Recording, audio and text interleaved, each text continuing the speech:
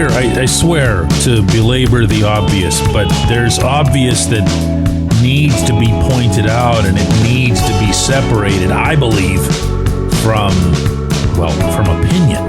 Good morning to you. Good Monday morning. I'm Dejan Kovacevic of DK Pittsburgh Sports. This is Daily Shot of Pirates, presented by the North Shore Tavern, home of Steak on a Stone. Comes your way bright and early every weekday. If you're into football and or hockey, I also offer daily shots of Steelers and Penguins in the same place that you found this. Mets 11, Pirates 1 yesterday at PNC Park. Like I said, there's really only so much that can be piled on at this stage. It's sad to see, to be honest with you, more than anything else. I feel in the moment, I feel sad. I know that there are people in that clubhouse, first and foremost, the players who care and care a lot, who had their own hopes up. I know this about the coaches. I know this about the manager, and it's unpleasant. So I don't want to be perceived here by anybody as pouring it on when things are bad. But I do want it to be understood that things are bad for a reason and that things won't stop being bad until that reason is no longer in play. In this game, one of Major League Baseball's worst teams put up 11 runs on 15 hits, while the home team went 4 for 31 and struck out 13 times at the plate. Jared Jones was a mess on the mound, gave up 8 runs on 6 hits and 3 walks over just 3 innings. Second, really rough start for him. Evan Sisk, recently back from an elbow issue, gave up a run.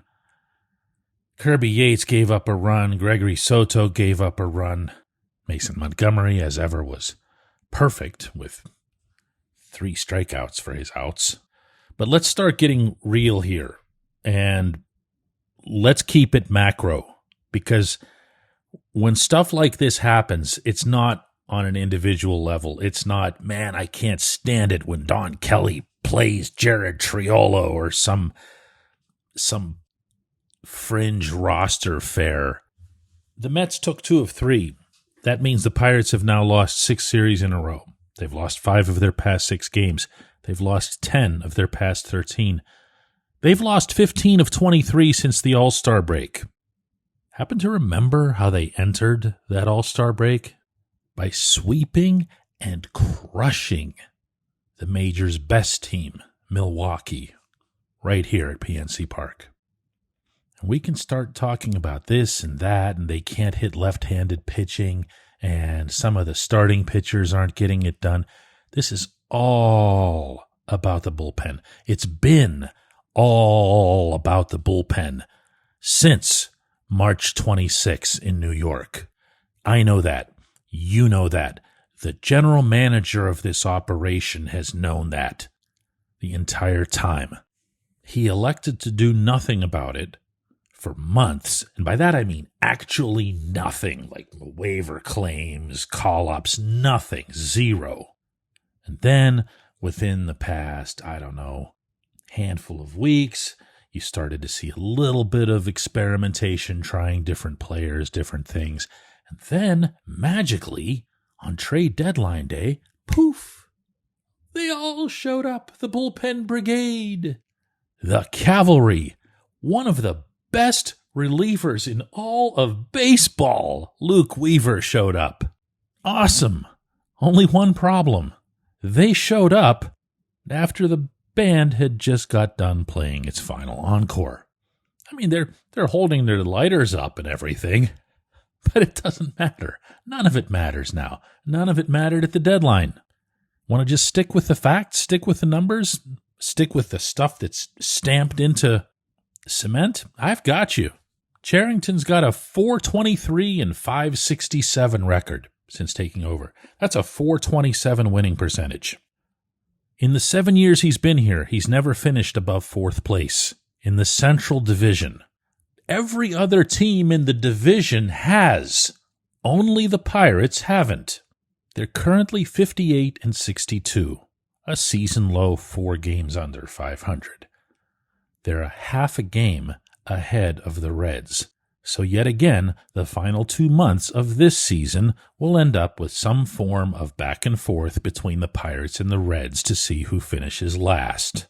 From the winter of 2019 until right now, this franchise as a whole has made zero progress, arguably has regressed, with the significant exceptions, and I feel like I've given credit where due on each of these to the appropriate level, that these Pirates have Paul Skeens and Connor Griffin, Esmeralda Valdez, a couple others either on their way or trying to straighten things out.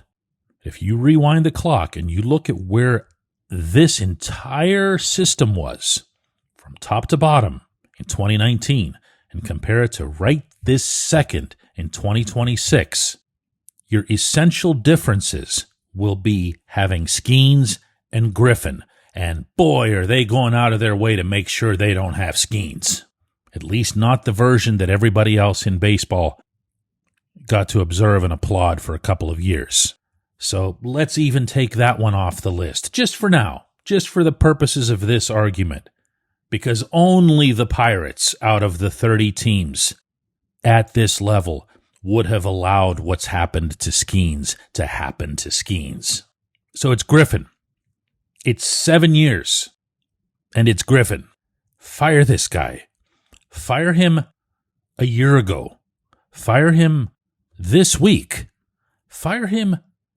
Rehire him, then fire him again the following week, just to make up for the fact that he should have been fired a year ago.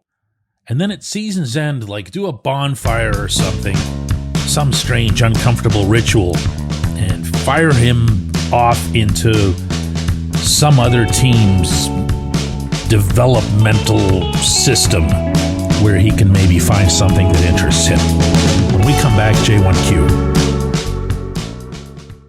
If you're looking for a great dining experience, look no further than North Shore Tavern. Located directly across Federal Street from PNC Park, next door to Mike's Beer Bar, North Shore Tavern is Pittsburgh's home for steak on a stone. Enjoy your steak finished on a hot lava stone in front of you, where you ensure each piece is cooked to exactly your liking. Or try their rotating selection of entrees, hot sandwiches, salads, and burgers, all while enjoying the ambiance dedicated to the great players and history of the Pittsburgh Pirates all around you. Come see why everyone's talking about North Shore Tavern and steak on a stone. This episode's brought to you by IQ Bar, our exclusive snack, hydration, and coffee sponsor. It's also brought to you by me, because this is something that I use when I'm traveling. Hear me out on this. IQ Bar protein bars, IQ Mix hydration mixes, and IQ Joe mushroom coffees are the delicious, low-sugar brain and body fuel that you need to win your day. All IQ Bar products are clean label certified and entirely free of gluten, dairy, soy, GMOs, and artificial ingredients. IQ Mix is a zero-sugar drink mix that hydrates with electrolytes, improves mood, boosts clarity. IQ Joe is a mushroom coffee designed for mental clarity, packed with 200 milligrams of natural caffeine. Right now, they're offering our listeners 20% off of all products, plus free shipping. To get your 20% off, text MLB to 64,000. That's text MLB to 64000. Message and data rates may apply. See terms for details. It's Gun Storage Check Week. Help prevent unwanted access to your firearms. No one wants their unsecured gun to be used in an accident, a suicide, or a crime. Use lockboxes, safes, and locks to secure your firearms. Learn more at gunstoragecheck.org. That's gunstoragecheck.org. Brought to you by NSSF, the Firearm Industry Trade Association.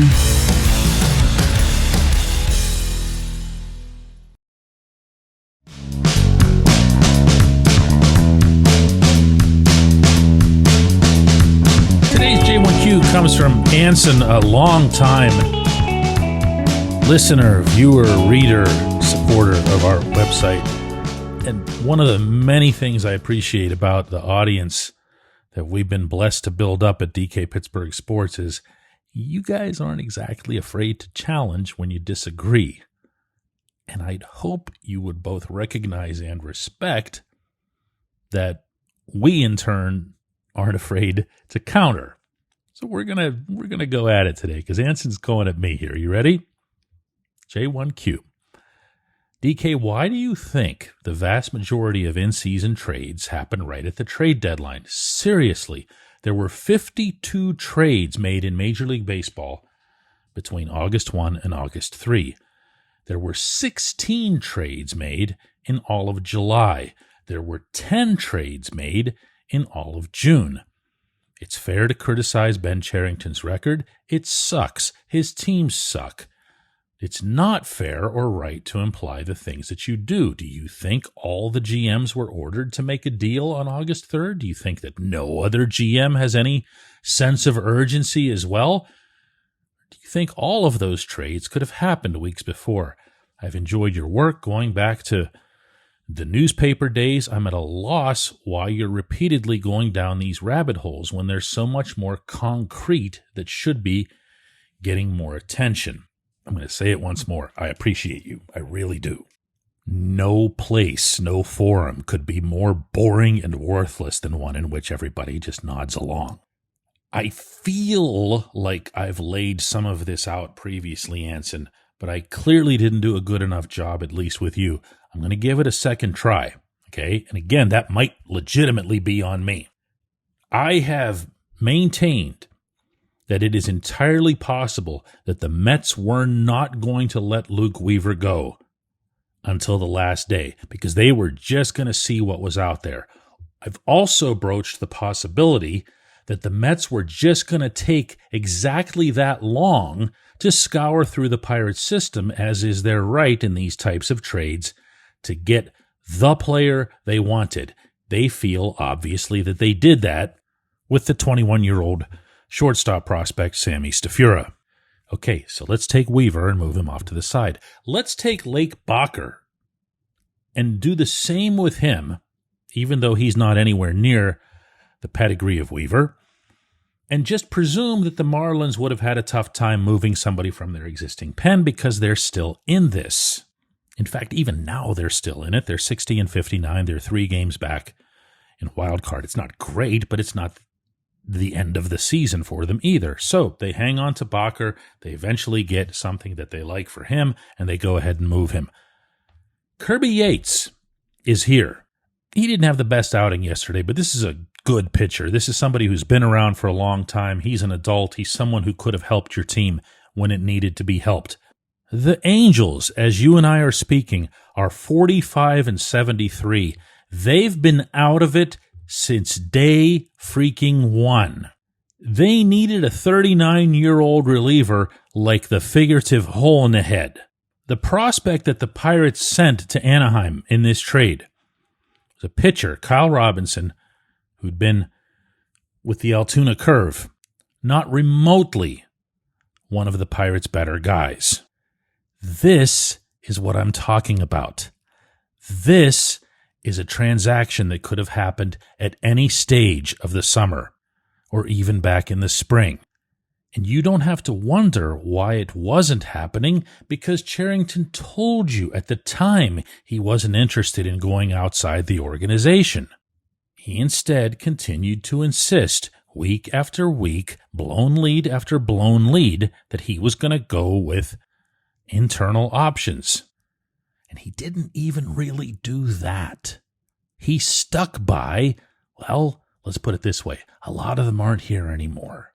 And he stuck by them, in some cases, for months, which is precisely how he would have done business in his first 6 years as general manager of the Pirates. Why? Because everything was just this constant slow stew of a rebuild.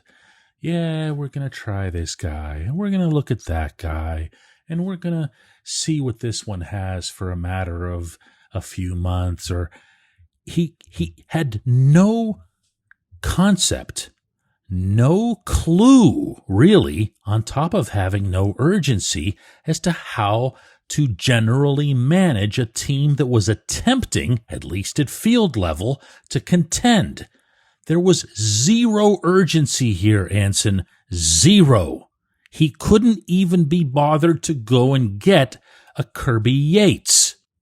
That's not me attempting to foster some narrative.